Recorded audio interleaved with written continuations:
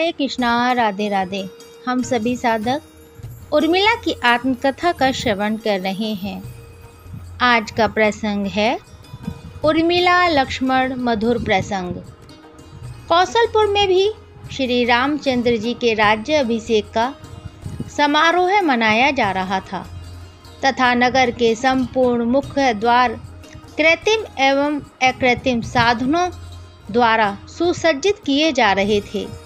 राज्य के समस्त नगर उपनगरों से जनसागर उमड़ा चला आ रहा था।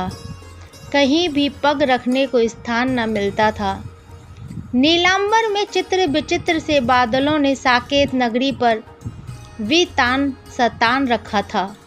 उपरोक्त अलौकिक शोभा को सौमित्र एवं उर्मिला दोनों ही प्रभात के मनोरम काल में राजप्रसादा की पुष्प लताओं से परिपूर्ण वाटिका के मध्य सरोवर के यत्र तत्र हंस और मयूरों को कीड़ा करते देख अत्यंत प्रसन्न हो रहे थे।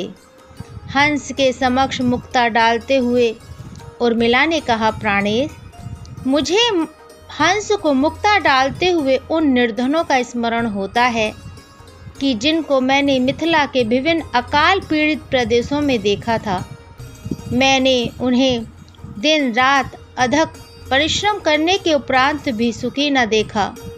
उनके धूल में खेलते हुए क्षुधा एवं त्रसा से त्रस्त नन्हे शिशुओं को घास पात का भक्षण कर भरण पोषण करते देखा है। वे भी हमारी भांति मानव है ना, जो हमारा हंस बिना मुक्ता के एक भी दिवस व्यतीत नहीं कर सकता, और वे यों ही जिसका वर्णन किया जा सके कठिनाइयों में अपना जीवन नाटक समाप्त कर देते हैं। मिथिलेश कुमारी के भावपूर्ण वाक्यों ने उर्मिलेश्वर को प्रभावित कर दिया। वे अधरों पर मंद मुस्कान की अति मनमोहनी छटा बिखेरते हुए बोले, स्नेहमयी, तुम अत्यंत भावुक हो। यह सब विधना का विधान है। तुम्हारा विचार सत्य है, किंतु यह भी कौन मानता है कि जिस साकेत नगरी में तुम इतना मंगलकारी समारोह तथा अंतपुर की अवर्णनीय शोभा को देख रही हो, उसी अयोध्या में कल प्रभात के आगमन के साथ ही शोक की घनघोर घटाएं छा जाएंगी तथा जिन्हें राज मुकुट से सुशोभित करने की व्यवस्था की जा रही है, उन्हीं को बलकल वस्त्रों से विभूषित होना पड़ेगा। स्वामी के विचित्र वाक्यों से उर्मिला का हृदय भर आया। अतः अंतर्यामी श्री सौमित्र ने सहधर्मिणी को प्रसन्न करने हेतु परिहासपूर्ण वार्ता की ओर आकर्षित किया। श्री लक्ष्मण जी ने उर्मिला की प्रशंसा करते हुए कहा, उर्मिले, तुम सर्वगुण संपन्न हो। तुम्ही ने गजराज से मेरे प्राणों की रक्षा की तथा मेरे आदेश पर मिथिला की संकटापन्न अवस्था में अपने प्राणों को करतल पर रख अनेक प्राणियों को जीवन प्रदान किया।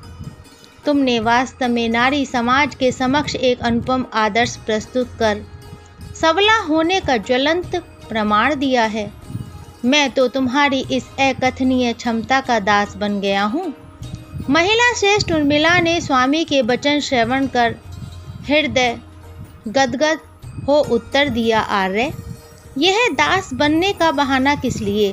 क्या मुझे दासी बनाना है इसलिए? श्री लक्ष्मण जी उर्मिला के शब्दों को सुनकर मौन हो गए तथा उर्मिला भी सहम कर हंस और मयूर की कीड़ा को आह्लादित भावों से देखने लगी। श्री लक्ष्मण ने सरोवर में विकसित कमलों को देखा और उर्मिला को संकेत करते हुए कहा, देवी, देखो, अरविंद तुम्हारी वार्ता सुनकर कैसे प्रमुदित हो रहे हैं। उर्मिला कुछ उत्तर देना ही चाहती थी कि शांता को दृष्टिगत संकोचवश निरुत्तर हो गई। शांता ने कहा, भाभी, तुम्हें ज्येष्ठ भाभी स्मरण करती हैं। उर्मिला, चलो दीदी, कहकर अपनी ननंद के साथ हो ली।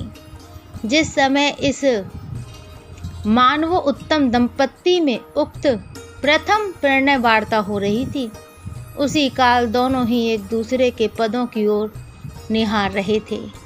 यह प्रसंग ही विराम लेता है। हरे कृष्णा, राधे राधे।